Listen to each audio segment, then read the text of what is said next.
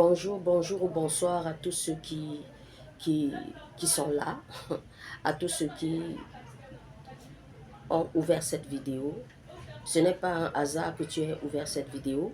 Si tu ouvres cette vidéo, ça veut dire que Dieu a un message spécifique pour toi au travers de mon humble personne aujourd'hui. Et le Seigneur me mettait à cœur de nous dire à tous comment nous lui manquons dans le lieu secret. Parce que, tu vois, tu te lèves le matin et puis tu commences à planifier ta journée. Après ta petite prière, tu planifies ta journée. Tu es pleinement engagé avec toi-même pour accomplir ce que tu as accompli. Et la plupart du temps, nous ne donnons pas le temps de Dieu à Dieu. Et même le temps de la prière du matin, on ne prend pas assez de temps pour rester à ses pieds, pour l'écouter. Donc, si tu passes le temps seulement à parler à Dieu et que tu ne reçoives pas de réponse, c'est que tu es pressé de partir. C'est que tu es pressé d'aller t'occuper d'autres choses. C'est que tu ne lui donnes pas assez d'attention. Et on ne bâtit pas une relation comme ça. Bâtir une relation demande beaucoup de temps. Il faut passer du temps avec la personne. Il faut lui consacrer un temps spécifique. Il faut rester avec cette personne pour pouvoir connaître qui est la personne. En fait, beaucoup d'entre nous appelons le Seigneur, mais nous ne le connaissons pas véritablement. Et nous passons le temps à faire nos propres choses au lieu de nous investir à faire ce qu'il a prévu, ce qu'il a préparé que nous puissions faire. En tout cas, la parole de Dieu est claire là-dessus. Jésus-Christ a dit dans Matthieu chapitre 7 au verset 23, il a dit à certaines personnes qui sont venues vers lui pour lui dire, Seigneur, nous avons fait ci en ton nom, nous avons fait cela en ton nom. Il leur a dit, je ne vous ai jamais connu. Retirez-vous de moi, vous tous ouvriers d'iniquité. Que cela ne soit pas notre partage, que cela ne soit pas notre portion. Le Seigneur veut avoir un temps magnifique avec toi tous les jours. Un temps que tu passeras à ses pieds. Un temps que tu passeras pour l'écouter. Un temps où tu ne viendras pas avec ta liste de prières, mais où tu viendras avec le cœur sur lui pour lui dire, Seigneur, parle-moi. Dis-moi qu'est-ce que tu veux. C'est comme ça qu'on rend ministère à Dieu. Plusieurs personnes pensent que rendre ministère à Dieu veut dire chanter les louanges ou chanter les chansons d'adoration, lever les mains vers Dieu et tout. Mais en vérité, toute notre vie est un ministère à Dieu. Toute notre vie doit être un ministère à Dieu. Et en parlant de ça, je me souviens de Samuel. La Bible dit que Samuel rendait ministère à Dieu. Dans la version en anglais, il dit que la Bible dit que, Samuel rendait ministère à Dieu. Et vous voyez là où Samuel dormait devant l'autel. Samuel dormait devant l'autel. C'était un enfant consacré totalement à Dieu. Et il a mené sa vie entièrement consacrée à Dieu jusqu'à la fin de sa vie. Nous ne sommes pas venus sur la terre au hasard. Je vais toujours le dire parce que c'est vrai. Il y a un plan de Dieu sur ta vie. Il y a quelque chose que le Seigneur veut faire avec toi. Il a des projets qu'il veut réaliser avec toi.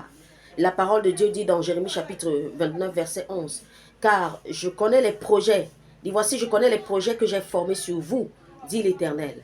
Projets de paix et non de malheur, afin de vous donner un avenir et de l'espérance. Le Seigneur a des projets avec toi. Est-ce que tu le savais? Si tu ne le savais pas, sache-le alors aujourd'hui, que le Seigneur a des projets avec toi. Il a des choses qu'il veut réaliser avec toi. Il y a des choses qu'il veut faire. La Bible dit aussi qu'il y a des projets, il y a des choses qu'il a préparées d'avance. Qu'il a préparées d'avance, les œuvres qu'il a préparées d'avance, afin que nous puissions les pratiquer. Il y a quelque chose de spécifique, un projet spécifique du Seigneur qu'il veut réaliser avec toi. Bon, la première étape, c'est que tu as donné ta vie à Jésus, gloire à Dieu. Et si tu ne l'as pas fait, je t'invite à le faire sincèrement. La deuxième étape, c'est rester à ses pieds pour savoir ce qu'il veut que tu fasses. Regardez un peu la différence entre Marthe et Marie. Marthe était occupée à divers soins domestiques, ce qui n'est pas mauvais, puisqu'elle essayait de recevoir le Seigneur. Mais le Seigneur aurait plutôt voulu qu'elle s'asseye à ses pieds comme sa sœur Marie pour recevoir le plan divin qu'il a pour elle concernant son futur. C'est pourquoi il a répondu à Marthe lorsqu'elle se plaignait de sa sœur que Marie a choisi la bonne part qui ne lui sera point ôtée. Marie a choisi la bonne part qui ne lui sera point ôtée. Bien-aimé, la bonne part, c'est de rester au pied du Seigneur. Non, je ne vous demande pas d'abandonner toutes vos activités et de venir rester toute la journée au pied du Seigneur. Non, mais créez du temps pour rester avec lui, pour que vous puissiez comprendre quel est son plan spécifique, quels sont ses projets spécifiques pour votre vie. Sinon, vous allez passer à côté de tout. Vous allez passer votre travail, vous allez passer le temps à travailler, vous allez passer le temps à faire des affaires, vous allez passer le temps à faire des choses de cette vie, mais vous n'allez pas passer le temps à faire l'œuvre de Dieu. Bien-aimé, comme je le disais tout à l'heure, ta vie est une sémence de Dieu. Donc, où que tu sois dans tout ce que tu fais, il faut que le nom du Seigneur soit glorifié dans ta vie. Il faut que tu sois en train d'accomplir ce que Dieu veut. Il faut que tu sois en train d'accomplir ce que le Seigneur désire. Il faut que le cœur de Dieu soit déversé en toi. Et pour que le cœur de Dieu soit déversé sur toi, il faut que tu passes du temps avec lui, pour que tu puisses comprendre son fardeau. Ah oui, le Seigneur a un fardeau. Le Seigneur a un fardeau particulier te concernant, des choses que toi, tu feras et que personne d'autre ne fera. Il a un fardeau particulier, des choses qu'il veut que tu réalises et que personne d'autre ne pourra réaliser. Il a un fardeau particulier, des choses qu'il veut que tu dises à quelqu'un. Oh, bien-aimé, nous avons le consolateur, le Saint-Esprit. Et le Saint-Esprit peut passer au travers de toi pour consoler quelqu'un qui pleure. Pour consoler quelqu'un qui pleure. Hier, il y a un événement qui s'est produit et j'ai trouvé... j'ai entendu du bruit dans le voisinage et puis j'ai regardé par la fenêtre et j'ai vu une fille qui a pris un couteau qui voulait se suicider. Et du coup, puisque je connais par la parole de Dieu ce qui est réservé à ceux qui se suicident, j'ai couru et je suis allée là-bas et je lui ai parlé. Et les paroles de consolation, ces paroles de consolation ont pénétré en elle. Si tu as un esprit suicidaire, sache que tu n'es pas dans les voies de Dieu. Et le Seigneur veut te sauver. Si tu penses toujours qu'il faut que tu te fasses du mal lorsque tu es dans les problèmes, lorsque des choses t'énervent, tu penses que oh, je dois me supprimer, ou alors je dois tuer tel ou tuer tel pour pouvoir être à l'aise. Sache que c'est l'ennemi qui te trompe. Le Seigneur a un plan et un projet pour toi. Tu peux devenir la bouche de Dieu. Tu peux devenir la bouche de Dieu partout où tu es, afin de consoler. Parce qu'il y a des gens là dehors qui souffrent. Il y a des gens là dehors qui sont dans des problèmes, dans des situations terribles. Et Dieu veut t'utiliser pour pouvoir résoudre ces problèmes. Dans ton lieu de service, tu peux être une solution. Par Jésus-Christ, tu peux être une solution. Dans ta famille, tu peux être une solution. Parce que tu as Jésus-Christ en toi. Parce que le nom de l'Éternel est invoqué sur toi. Dans ton voisinage, tu peux être une solution afin d'aider, de secourir ceux qui sont dans le besoin. Tu es une semence de Dieu. Tu n'es pas là seulement pour faire tes affaires. Tu n'es pas venu sur la terre seulement pour donner naissance. Tu n'es pas venu sur la terre seulement pour travailler. Non, il y a quelque chose de plus que le Seigneur veut faire avec toi, que le Seigneur veut faire par toi, que le Seigneur veut faire au travers de toi. Et la seule chose, c'est que tu dois te disposer et laisser que le fardeau du Seigneur se déverse en toi lorsque tu restes avec lui dans le silence. Dans ces moments, bien-aimés, tu ne viens pas avec une liste de prières, mais tu viens pour l'écouter. Seigneur, quel est ton désir? Quel est le désir de ton cœur? Seigneur, mets sur moi ton fardeau. Donne-moi ton fardeau. Il a dit, prenez sur vous mon joug et recevez mes instructions, car je suis doux et humble du cœur. Et vous trouverez du repos pour vos âmes. Il y a un fardeau du Seigneur spécifiquement pour toi. Et comment tu le sauras si tu ne passes pas du temps avec lui? Si tu ne passes pas du temps, si tu ne restes pas dans sa présence, si tu ne lui rends pas ministère tous les jours. si tu n'essayes pas de savoir ce qu'il a sur son cœur, oh bien-aimé, il n'est plus temps de vivre inutilement. Dis que tu ne seras pas inutile à Dieu. Dis que tu ne seras pas inutile à Dieu. Malheureusement, il y a des gens qui ont passé toute leur vie jusqu'à leur mort.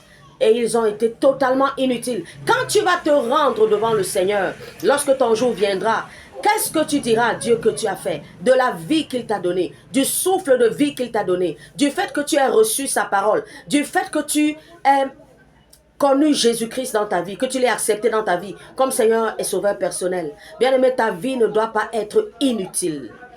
Ta vie ne doit pas être inutile à ton Créateur. Le Seigneur veut t'utiliser. Le Seigneur veut changer les choses dans ta propre vie. Si tu passes du temps au pied du Seigneur, tu sauras exactement ce qu'il attend de toi. Tu sauras exactement ce qu'il veut que tu fasses.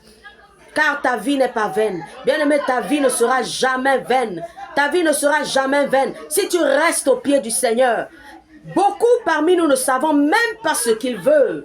Nous ne savons pas ce qu'il attend de nous. Nous ne savons pas ce qu'il veut. Nous ne savons pas quel est le désir de son cœur. Mais tous les jours, nous disons Seigneur, Seigneur, Seigneur. D'autres le savent même, mais ils font ce qu'ils veulent au lieu de faire ce que le Seigneur Jésus-Christ veut, au lieu de faire ce que le Père veut. Le Seigneur Jésus-Christ a dit quelque chose une fois. Il a dit, le Père ne m'a pas laissé seul parce que je fais toujours ce qui lui est agréable. Mon Père ne m'a pas laissé seul parce que je fais toujours ce qui lui est agréable. Bien-aimé, apprends, pratique, viens constamment devant Dieu tous les jours. C'est une affaire de tous les jours. Parce qu'après que tu aies accompli la première mission, il y aura bien entendu d'autres missions qu'il faudrait que tu remplisses. Il y aura d'autres missions qu'il faudrait que tu accomplisses.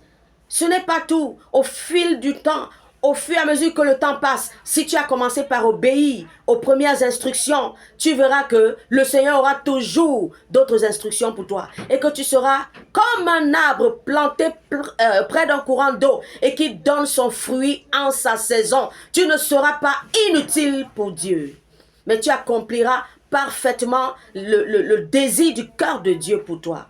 Parce que si tu échoues, il y a beaucoup de gens qui sont liés à ta destinée. Et si tu échoues dans ta destinée, toutes ces personnes échoueront aussi. Pense-y, bien-aimé. Pense-y, bien-aimé. Il est le temps, voici le temps pour toi de comprendre, de chercher à comprendre quel est le but de ma vie, pourquoi je suis ici et où est-ce que j'irai après ça. Où est-ce que j'irai après ça? Où est-ce que j'irai après ça? Que ta vie ne soit jamais inutile à Dieu, mais que tu sois un trésor. Que tu sois un trésor particulier pour le Seigneur. Et que le Seigneur soit ton trésor à toi. Et que rien ni personne ne soit plus important dans la vie, dans cette vie, plus que lui. Oh, Jésus est bon. Jésus est bon. Et il veut faire des choses tellement merveilleuses avec toi. Mais si tu ne passes pas le temps avec lui, tu ne sauras jamais ce qu'il veut que tu fasses. Pratique. Bien-aimé, pratique. C'est quelque chose qu'il faut pratiquer. Il faut le faire tous les jours. Il faut pratiquer tous les jours. Il faut avancer tous les jours. Tous les jours. Alors je dis aujourd'hui que le Seigneur te bénisse, toi qui m'écoutes attentivement, toi qui as été touché par cette parole, que le Seigneur te bénisse grandement. Et je prie que tu passes du temps avec ton roi, que tu passes du temps avec ton Rédempteur, que tu passes du temps avec ton Sauveur. Bien-aimé, désolé pour le bruit qui est alentour. Désolé. Que le Seigneur vous bénisse. Bien-aimé, pratique, reste avec le Dieu Tout-Puissant. Pratique tous les jours. Tous les jours, il faut revenir. Tous les jours, il faut revenir dans sa présence pour lui demander quels sont ses plans, quels sont ses projets, quelle est sa volonté. Tous les jours, que le Seigneur te bénisse abondamment. Nous allons prier. Seigneur, que tes bénédictions et ta grâce soient sur ceux qui écoutent ce message.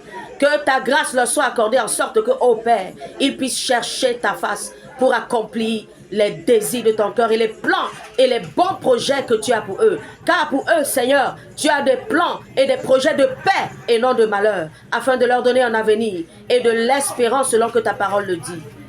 Sois béni de l'Éternel bien-aimé, au nom de Jésus-Christ. Amen.